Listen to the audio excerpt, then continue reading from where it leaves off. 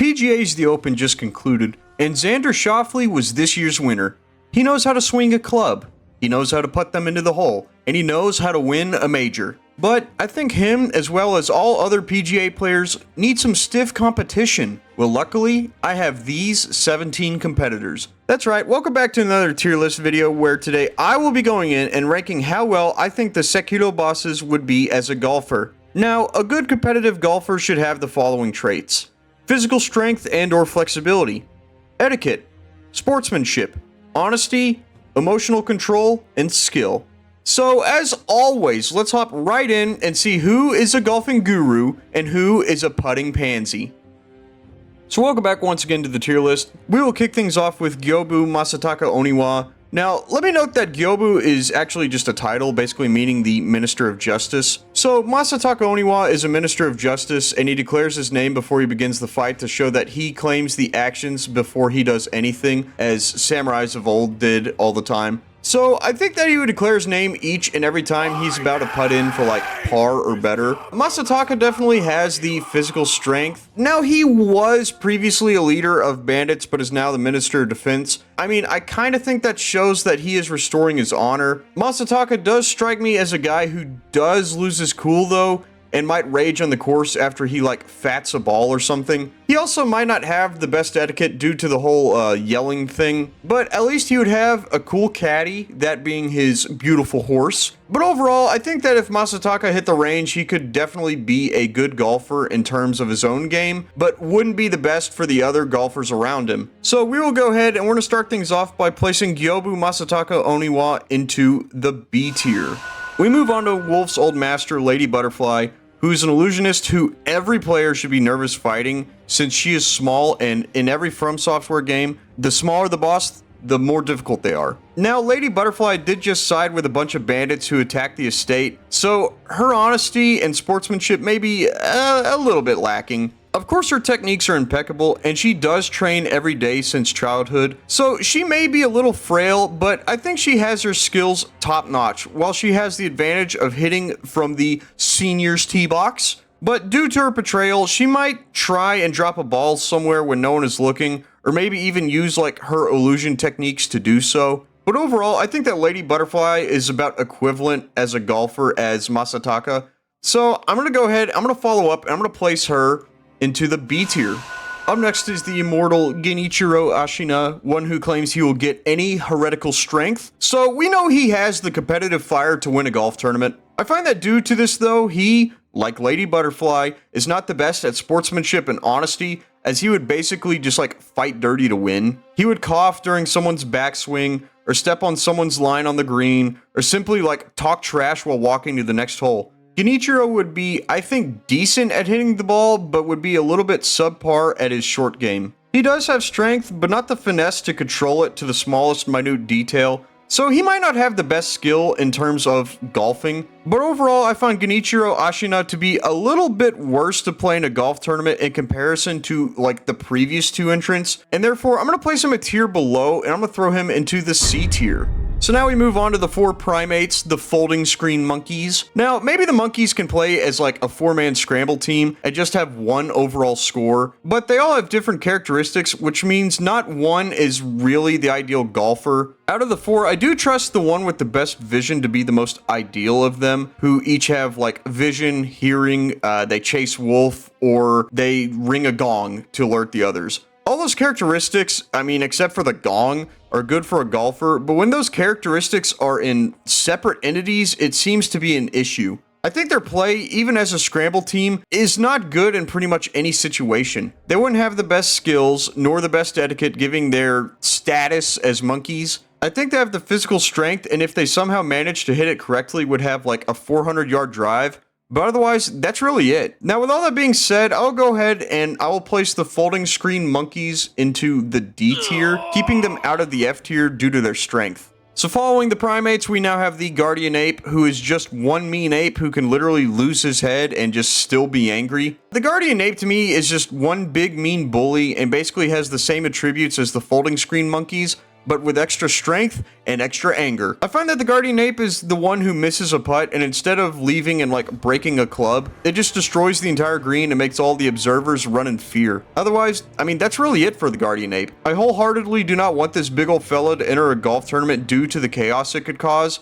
And so I'm going to go ahead and replace the Guardian Ape all the way at the bottom and put him into the F tier. So now we move on to the headless variant of the Guardian Ape, the Headless Ape. I mean, come on. After all I've said about the previous version, do you expect me to put it anywhere else? At least this one has an ape wife to go to after it destroys the entire place. But let's just go ahead and we're going to place the Headless Ape also into the F tier and move on from the creepy boss. So up next we have the giant Force Ghost Monk, the Corrupted Monk. So the Corrupted Monk is just a mirror-like image of the true Corrupted Monk, which I find to be weaker than her real self. The Corrupted Monk is an old, immortal priestess who has eaten some like infested fish and has become immortal too. So she has the experience and skill necessary to get a few birdies and maybe some eagles. Now, the word corrupted, as well as the implication from her mask that she is a vengeful spirit, may make her a little bit lower on the sportsmanship aspect, but otherwise, she seems to be not too bad. Now, for the corporeal form, I do not know if she would have the same strength nor same skills as her true form.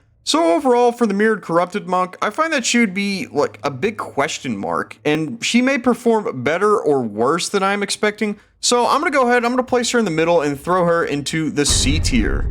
Moving on, we now have the man hours away from the end, Isshin Ashina. Now, Isshin is the founder of the Ashina clan and the leader of the rebellion, but once Wolf meets him, he's older and succumbing to his illness. But even with all that, he puts up one heck of a fight and seems pretty capable still. If he were to play in a golf tournament in his final hours, I find that Isshin would be one of the best golfers and one of the best spirited golfers, telling the competition about his life stories of what he has done throughout his years. I find that he would take the lead and hold the lead throughout all 18 holes, and once he drains his final putt, he would simply get down on his knees and let himself go. Isshin Ashina is one of the best in terms of technique, even though he's not as strong as he once was, but he's still strong, and has the best etiquette and emotional control. I think that Isshin Ashina would be the best golfer in the tournament he would play in before he goes, and so in his final hour, I'm going to go ahead, I'm going to give him the honor of A tier, not making it into the S tier because he needs to be just a little bit healthier and play maybe, more than one tournament.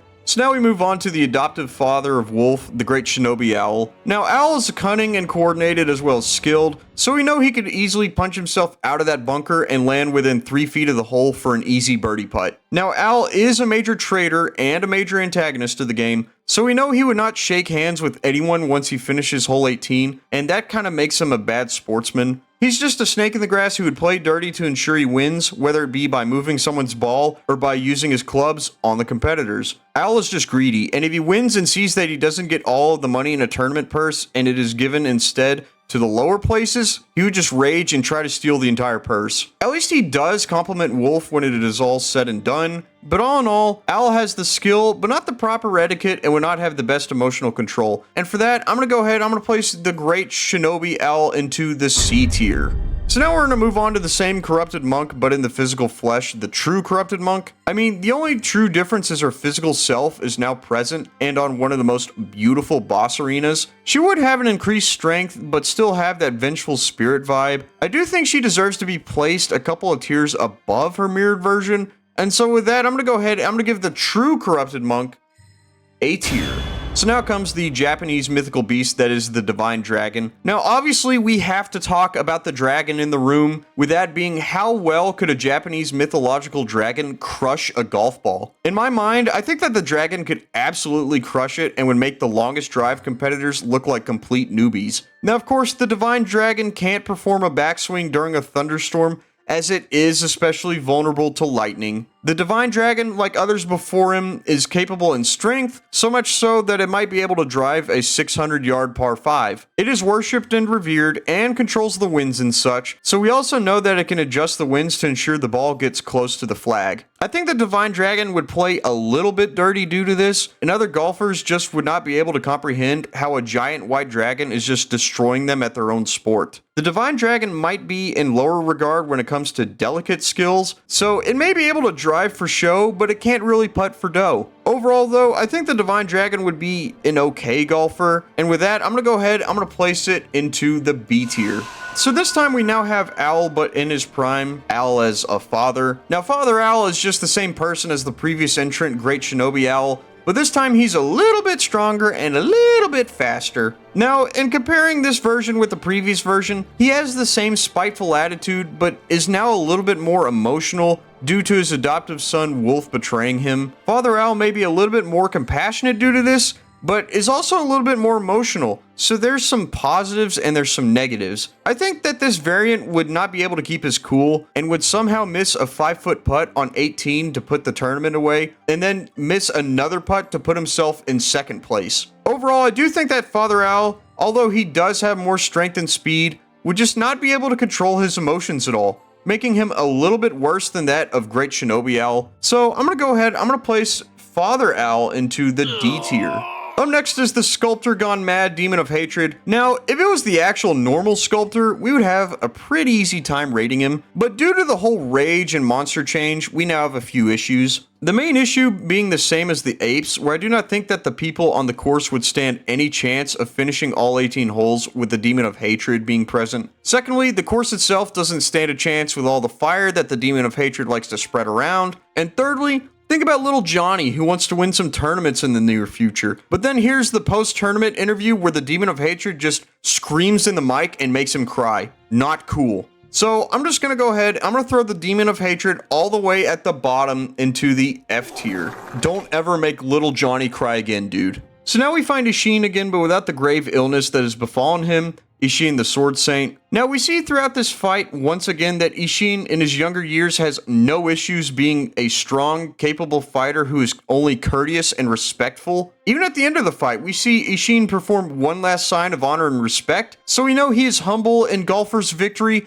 and gracious in Golfer's defeat. He would speak so highly about his competitors and how they're the ones that made him become a better golfer to compete at their level. Isshin the Sword Saint is the perfect candidate for top tier material, and so I'm going to go ahead and I'm going to place him all the way at the top into the S tier. So now we have the final variant of Owl, the Inner Father. I think he is the hardest boss in the game and is the strongest variant of Owl. Now, Inner Father is just ready to whoop some booty. I mean, the Inner Father is just Owl on roids, so much so that I think he is the best of the 3 variants for golfing. He has the same arena and voice lines as Father Owl, but this time he just seems a little bit more capable because of those sweet mist ravens to distract the crowd while he moves his ball closer. Still scummy, strong as can be, the Inner Father will be placed the highest of the 3 variants of Owl and make it into the B tier.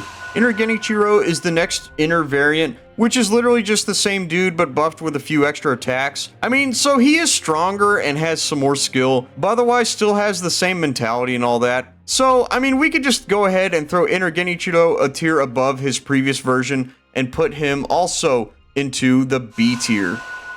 The final boss in this tier list is Inner Isshin. Guess where I'm going to go ahead and put this legend? Go ahead. I'll wait. Did you guess it?